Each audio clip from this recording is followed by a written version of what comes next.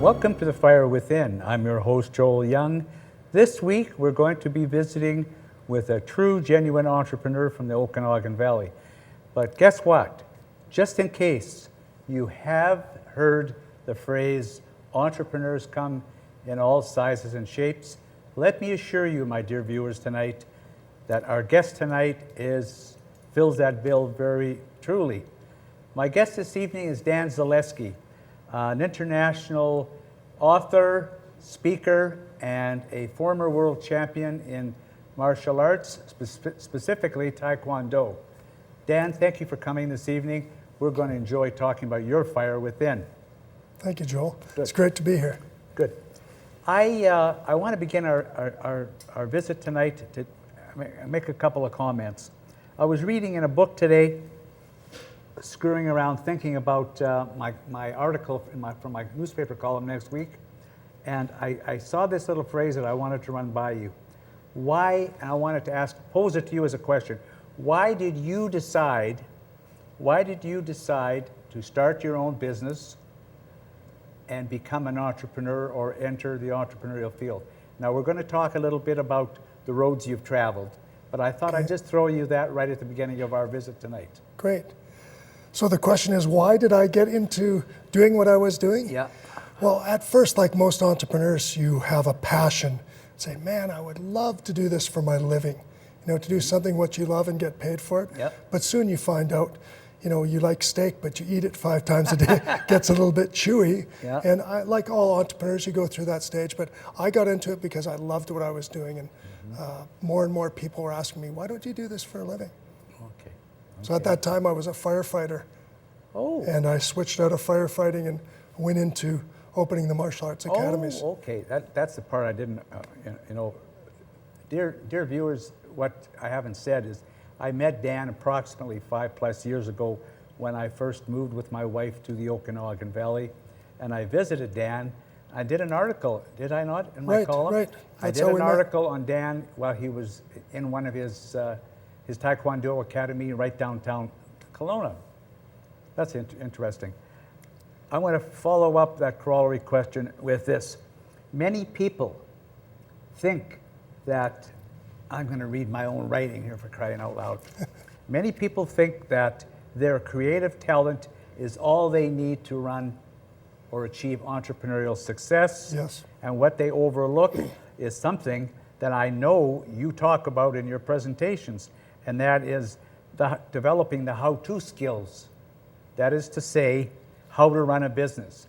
It's not enough, and of course I write articles about that and give workshops on that too.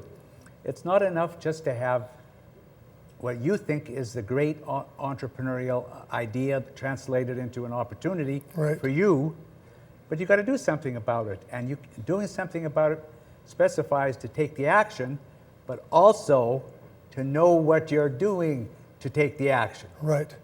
Take it away, Dan. Thank you. It's not what you know, it's what you do with what you know is what you're saying. Absolutely. Exactly. Absolutely. I think that's so true. There are certain steps that everybody has to take. And I like saying that to all new entrepreneurs that start. You know, there's certain steps you have to take that have to be properly executed in a correct syntax and done on a consistent and persistent basis. And you can achieve any goal that you want, of course, if it doesn't break the law or your fellow man's laws. Exactly. But you know, there's steps, and I would say to any new entrepreneur that's coming in, there are people around that will help you. Watch your show, they're going to pick up a lot for one. But there are lots of consultants within our city, excellent consultants around that can help. Well, that's a good point. While I was still in the prairies before I moved out here, when I used to counsel people about entrepreneurship and business, I would remind people, and I have done that here too, Dan, I would remind people there are many ways to get information, such as information for research, marketing. You can get information for free. You don't have to pay for it. Yes. Now, I know you just mentioned there's a tremendous amount of consultants in this little Okanagan region of British Columbia, and they're there to help, and I've met a lot of them in the world of social media, for example. Yes. I met an incredible amount of people in LinkedIn world. You know, it never ceases to amaze me. Okay, Dan, let's let's go back to the beginning. Talk to our viewers and myself about Dan Zaleski. Let's dance the dance with you for a little bit.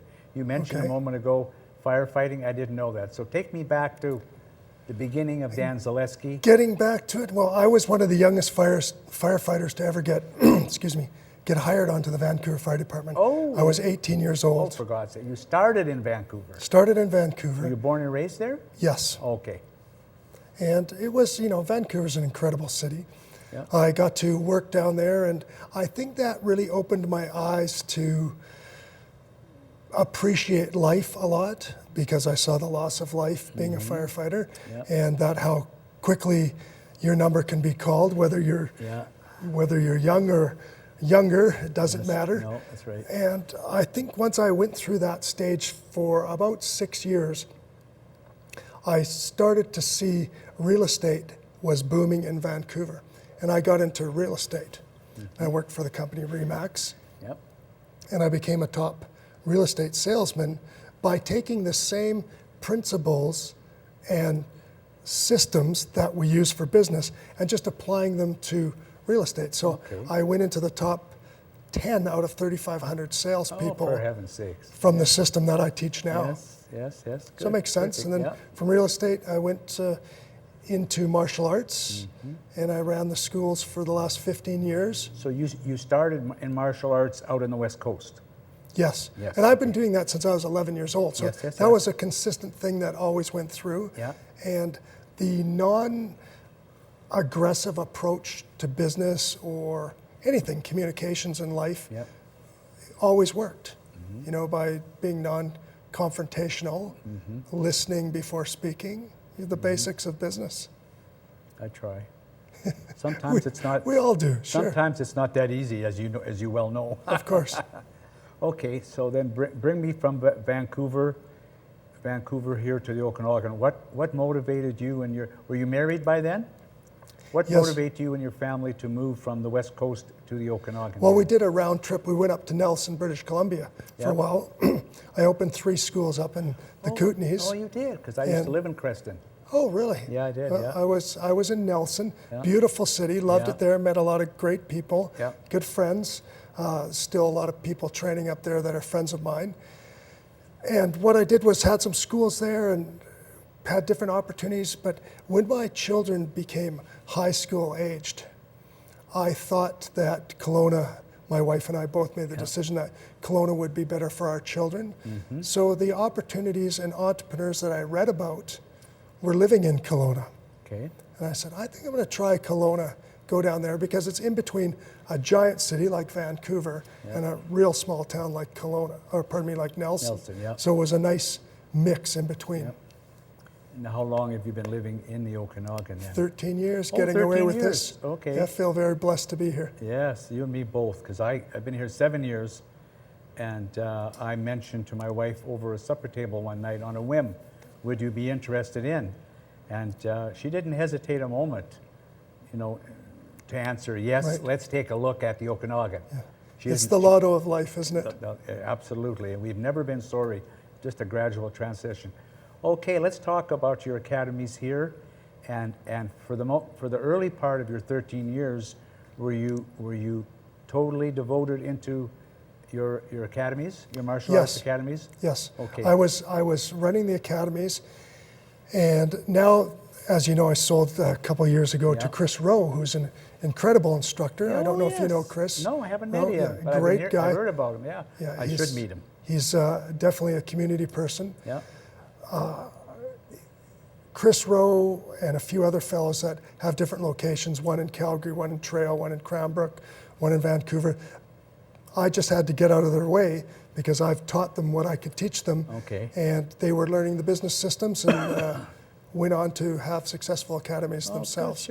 So that's why I stepped out. And I was coaching Team Canada. I coached them 4 times. I've coached them in Poland, England, 2 times, Dallas, Texas. So I've been around. In Taekwondo. In Taekwondo. Yep. But the coaching is very similar to coaching in business. Okay. And that's where it started to transfer because Because it's a discipline. it's a discipline for sure. Yeah. It's just self-discipline, doing what you have to do whether you feel like it or not. Yeah. That's all it was. I have an ex-brother-in-law in Saskatoon who is a Taekwondo practitioner. If he has any belts, I don't know, but I do know that he when I met him and spent some time with him, I do know that he was a practitioner in Taekwondo. Right. I know that for a fact. Yeah. Okay. And I think that I want to talk now a little bit, once you got to that point of saying, I think it's time for me to make the changes in my life. Your children were getting older. Yes. And you were getting older. And as you just got finished saying, the other gentlemen in your field of martial arts who you had trained and they were developing businesses all on their own, academies on their own, it was time to move aside, or step aside and let them flourish. Run. Yeah, right. Let them run. And at that point, you reached a crossroad to make a change in your life. And from what I'm looking at, pretty significant because you become an author. You were a businessman already, but you become an accomplished speaker and an author and a consultant and a counselor to business people, business groups, right, etc. And you just got finished telling me before we went live on camera that you're the Dan Zaleski Traveling Roadshow. You travel. It seems, yes. It seems as well. So, opportunities are definitely blessing me these days. So let's go into that a little bit, shall we? Okay. Which one do you want to start with? Well, let's start with your exiting the academies through the sale. Great. And then, now you've sold the academies, and now you're waking up tomorrow morning. Scary. Day one being a new entrepreneur again into another field. There you go. And it doesn't matter how much experience you have. Yeah. Once you take that leap of faith, although I've done it a few other times in different careers, so it wasn't so hard. But I think every time that you do it, you take on a new enterprise, there is that self-doubt and fear and anxiety that comes with it. Yeah.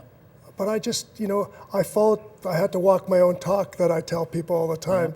Look, just have a burning desire of what you want, have faith that's going to happen, keep your thoughts, emotions, and actions under control, and have your business plan, work your plan, organize your plans, and then secondary opportunities always seem to pop up and attract you. Even this talk that we're having here is just another opportunity. Somebody sees it and they say, well, I saw you there and I've seen you here. No, absolutely, and it's just getting out there doing it. Something I've learned years ago, particularly in Central Canada, the whole question of a business card. And I, for one, am a strong proponent in networking. Yes. I don't know why that happened to me. Maybe it happened when I was in business school, because I got my first degree in Michigan State, because I played hockey. And I've always believed that the business card can be a key. Sure. It can be a key to something, a relationship, a personal relationship, a business relationship, sale of a product or a service, et cetera, et cetera. And you'll laugh when I tell you this. In the 7 years, I know other people have looked at me like deer in the headlights. In the 7 years I've lived here, I've accumulated 870 business cards. Even I can't believe it. Yeah, it's crazy. Yes. 870 business cards, and just exchanging. And so many people say, well, some of them a big chunk of them must be archaic by now. You can just throw them out. And I said, yes, I probably could, but I don't. I've got them all file indexed in my office. Who knows, right? Yes. I'm like a pack rat. Well, everybody has their way of collecting their databases. And memorabilia and stuff, sure. But that's so important in business, keeping those contacts. It is, Dan, because I can pick up a business card, not every one anymore, but I can pick up a business card, generally speaking, look at it, and I almost get a reflection of the interaction I had with the person who gave it to me. If the person that gave it to you put the right thing on their card and told you what they do, because a lot of times business cards are mystery cards. Yes. You look at them. The world is changing so much, but in the same hand, it's staying the same. Yep. You have to keep contact with people, and I know with all the social media going on, and I use that too quite a bit, and it's successful for a lot of people. You have to work it, but you still need to get like this, face to Yes. face. You need to Oh, make contact with absolutely. people, Yep. and you have to care about the people you speak with and Yep. serve. And Yep. if you do that, it's a basic thing. Yeah, they have to feel that you're genuine Yes. and trust and a certain level of respect. I'm working now with a bunch of Chinese people on investment from China to British Columbia and the Okanagan. Great. And in my professional background, before I went into this state of semi-retirement that I'm in, I always was conscious of, because I did work with Japanese and Chinese, Right. because one of my careers stops, I used to be a Canadian Trade Commissioner, Dan. So I did a lot of international travel, and trust is paramount when Yes, dealing of with course. Asian people. Whatnot. With anybody, isn't Well, it? with really? anybody, but Right? case in point, Asians really place a high value on trust Of course. and respect, right? So let's come back to Dan. We're not talking about me tonight, we're talking about you. Let's talk a little bit more about your exiting from the academies and this new world that you've embarked on. Okay. What's current with Dan Zaleski? I mean, I know you've got a bunch of exciting things going on because I know you. Right. So let's Okay. share with our Thank- viewers tonight. Thank you for asking. No, I'm interested. Well, I'm interested. Okay. I just starting over this next week, I'm speaking with the Kelowna Women in Business Okay. on the 12th. There are supper meetings that they have Yep. once a at the month. supper meetings? Yeah, after supper meeting. And it's great. I get to speak with them, and I speak about the challenges that are coming in that program that I'm doing with them called Success as a System. Yeah. It's not a mystery, and there is a system to it. And I'm also doing a fearless public speaking seminar that's open to the public Okay. that people can go to. And that is for people like, I go to networking groups, we were talking about that earlier, Yeah. all the time. And I see people just wringing their hands before they're going to stand up and speak about their business. Yeah. Instead of just being themselves and saying, Yeah. hey, I'm the butcher and Yeah. As I casual, cut meat. casual as you and I are tonight. Right. And Yeah. for some people, public speaking is very difficult to do. And I understand that. It was a bit of training till I went in. When I did my first big speeches and stepped on big stages with a Yeah. lot of people, I was used to being a martial artist where everybody had to listen to me in a sense, right? Absolutely, absolutely. But now it's, I'm Yeah. speaking to executives that Yeah. are texting and not paying attention and things that you might take as rude, but sometimes they're just taking messages into their phones or Yes, exactly. iPads or whatever Yeah, they have yeah, on them. So, yeah. it was a real I learning mean, they're experience. there for to me take too. you serious. Yes, To take you serious. for sure. And I'm there Yeah. seriously too. Likewise, yeah. Oh, for heaven's sakes. Okay, we'll talk a little bit more about your counseling and your Oh, the consulting work. consulting stuff. Yes, Great. talk about that. And then you've got something that I want particularly to share with the viewers tonight. You've Dan the author. It isn't just Dan the martial arts expert. It's Dan the author. When did Well- you begin writing, and when did you complete this book? Maybe you can Oh, show sure. the viewers. Maybe point it to that Can I camera. hold that up Yeah. to you? Thank you. I appreciate that. This book I wrote a couple years ago, Okay. and that was directed towards martial artists' mindset. But I have sold that book a lot to business people Okay. because the mindset is exactly the same. It deals with the conscious and subconscious mind and how we can put the brakes on for ourselves if we're not aware of our subconscious thoughts and things that we've picked up from teachers, preachers, and leaders Yeah. Oh, good, beforehand yeah. to us. We're often, Dan, excuse me for interrupting you, we're often our own worst enemy, aren't we? Yes, We self-defeating. We defeat ourselves before a battle even begins. sure. Right? That's just self-doubt. Self-doubt. yeah. And, there are systems to go through that. Yeah.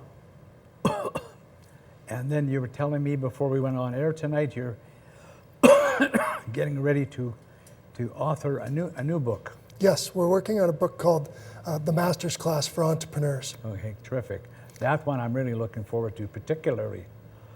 That should be out in the fall Oh, time. good, terrific. That's great because my goodness, it's needed. Because as I said in my little question here, people think I'm convinced myself. Let me paint a quick picture for the viewers and for you. I've convinced myself I want to become self-employed. Okay, I want to become an entrepreneur. I need an idea, and the world is full of ideas, that's Yes. for sure. Then I whittle it down to maybe 3 or 4 ideas, and I have to go through an analytical evaluation process to try and select what I think is going to be a perceived opportunity for Joel. Right. Once I get to that point, then I prepare my business plan, and I have this beautiful 50-page, lovely business plan. And unless I do something with that, Yes. and I have the skills that I also talked about, the skills for running a business, what good is it all? I can be putting that 50-page business plan in the archives for the Right. rest of my life. And a lot of people do. A lot of businesses do. Yeah, sad to say, but true. If the company owners have passion, that's a big step. Yes, it You know, is. because the amount of hours that you have to put in as an entrepreneur, as you know, Yeah. when you start any business, Yeah. are huge. But if you love what you're doing, it never seems like you're working. I mean, That's right. how many That's it. people Yeah. do you know who have said to you, you know, I look at the clock, or when you're at the dentist, you know what, nothing to my dentist friends, Dr. Andy, Yeah. but you know, when you're at the dentist, it just seems like ages when you get your tooth worked on for 5 minutes. Yeah. Some people are like that at their careers. Yep. And if your career is dragging like that, if you're looking at your watch every 5 minutes, you think when you're an entrepreneur doing a half day, doing 12 hours, seems like nothing because That's you're right. loving That's what you're exactly doing. right. It's exactly right. I just wanted to touch base. You said about consulting. I'm Yeah. consulting with a company called PDS, Paul Davis Systems, Okay. in the Okanagan. We're Yeah. building a model, and this company really excites me. I did some leadership training with them, and now they said, "Can you do some consulting with me?" And I said, Okay. "Yes, of course I can," because their attitude is one of gratitude. And when you see owners that have an attitude of gratitude, and they have passion, and that filters through to every one of the staff that they have, and they don't say staff, they say team members. Yes, When good, it goes through their perfect. whole That's team, nice, yeah. it's incredible because you have everybody doing 1% improvement, 1%, 2%. But if you times that by 12 or 20 people, they're making major leaps. And I would say that's a company you should watch out for in the Good. next little while. Good. Let me say to the viewers, it's ironic that when Dan brought up the Paul Davis Systems to me before we went live to you tonight, I mentioned to Dan that just this afternoon when I was in Kelowna, a Paul Davis Systems vehicle, a little half-ton, drove by me with a male and a female in the front seat. That is so ironic Right. that you should even bring it up tonight. Yeah, they're a growth company, that's for sure. Yeah, good. I'm going to check him out. Okay, where are we at? The future. The future, yes, it's exciting. It's always exciting when you're stepping into the unknown because Yeah. it's unknown in a lot of cases. I know till the end of probably April where I'll be. There's different places that I'm going, everywhere from Phoenix to Toronto and everything in between.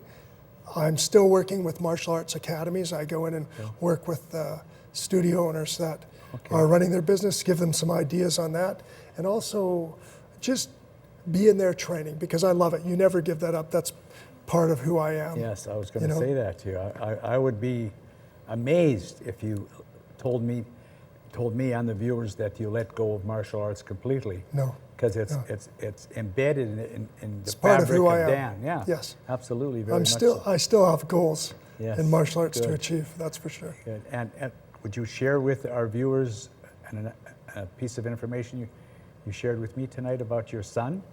Oh, sure. Dan has two sons, dear viewers. One of his sons plays football for the Montreal Alouettes, yes. Canadian Football League. Son Jared, yes. And his other son is, The current Taekwondo heavyweight world champion, which he won in Yes. England in July this year. that's amazing. Which is great. Like father, like son. Well, thank you for saying. I wish I was like him. He's the he's the 2.0 version. 2.0 Always gets version. better the next stage. Is he your size? He's bigger than me. I'm the shrimp in the family. Come on with Both you. of them, Both yes. your boys are huge. Yeah, oh, for heaven. And are you going to tell me your wife is 5'1"? No, my wife is a a tall, beautiful lady, 5'10". Oh, okay. We've been married for 34 years. Oh, for goodness sakes. Diana and I, and Yeah. pretty Wonderful. blessed to have Yeah. met someone that would put up with me all these years. And she's always, that's another thing that I think helped with the success that we've enjoyed in our life. When you have a partner that says, you're lovable, I love you, I believe in you, and you can do anything. Yeah, now do it. Do it. I've had that blessing in my life, and Okay. I'm really happy about that. Oh, that's terrific. We're just about ready to wrap it for the night. Boy, it went fast. It does. I can't get over it. Once we visit like this and we're talking like two old friends over a cup of coffee. Incidentally, we haven't had the coffee, Dan. We'll have to do that.